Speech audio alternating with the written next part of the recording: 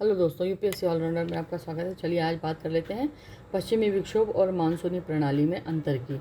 तो हमारे यहाँ पे देश में, जैसा कि आपको पता है, दो प्रकार की मानसून प्रणालियाँ पाई जाती हैं। तो आज हमको उसी के बारे में हम लोग वर्णन करेंगे। तो भारत की जो जलवायु है वो विविधतापूर्ण जलवायु है और इसमें मुख्य रूप से दो प्रमुख मौसमी प्रणालियाँ काम करती हैं, पश्चिमी विक्षोभ और मानसूनी प्रणाली। ये दोनों ही प्रणालियाँ देश के विभिन्न भागों में वर्षा और तापमान को प्रभावित करती हैं, लेकिन इसका उद्गम और दिशा, प्रभाव क्षेत्र, समयावधि और प्रभाव की प्रकृति भी भिन्न है। तो आइए इन दोनों प्रणालियों के बीच में जो अंतर है उसे हम विस्तार से समझते हैं। तो आइए सबसे पहले परिभाषा समझ लेते हैं किसकी, पश्चिमी विक्षोभ की, यानी वेस्टर्न डिस्टर्बेंस की।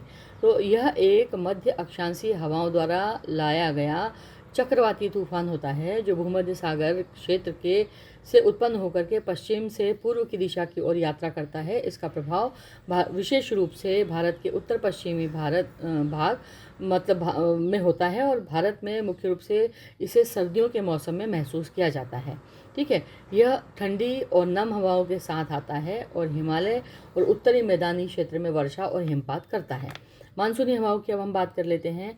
तो मानसूनी हवा प्रणाली जो है ये जो है वो गर्मियों के मौसम में बनने वाली मौसमी हवाएं जो हैं उसकी एक प्रणाली है जो कि भारतीय उपमहाद्वीप में जून से सितंबर तक सक्रिय रहती है।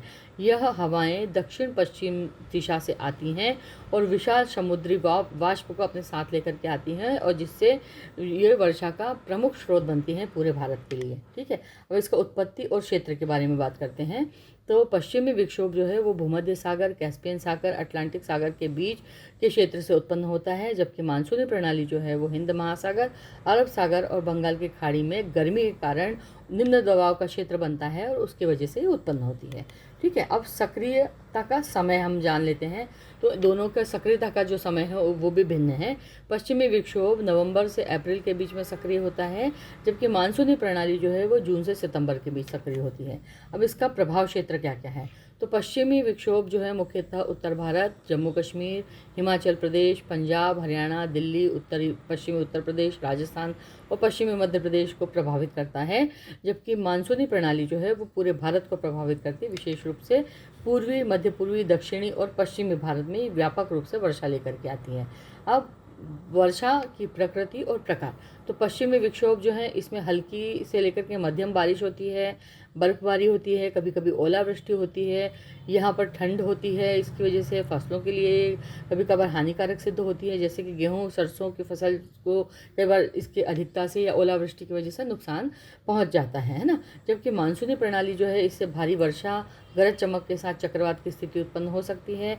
यह वर्षा और खेती के लिए आवश्यक होती है और भारत की कृषि आधारित अर्थव्यवस्था को ये प्रभावित करती है। अब हवाओं की दिशा।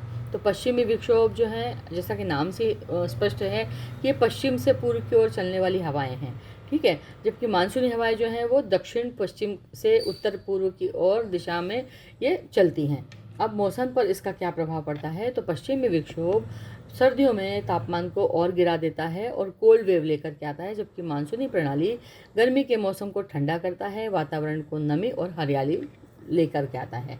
तो अब इससे निष्कर्ष निकलता है कि पश्चिमी विक्षोभ और मानसूनी प्रणाली दोनों ही भारत की जलवायु को विशेष रूप से प्रभावित करते हैं। यहाँ मानसून भारत की कृषि की जीवन रेखा है, तो वहीं पश्चिमी विक्षोभ जो है सर्दियों में जल आपूर्ति और जल स्रोतों की पूर्ति और पहाड़ी क्षेत्रों में बर्फबारी के लिए आवश्यक है। इन दोनों ही प्रणालियों से भारत की जलवायु मौसम जो है वो प्रभावित होता है।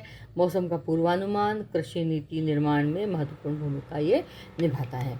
तो आपको उम्मीद है कि ये समझ में आ गया होगा पश्चिमी विक्षोभ किसे कहते हैं या मानसूनी जो हवाएं हैं वो उनमें क्या बेसिक अंतर है।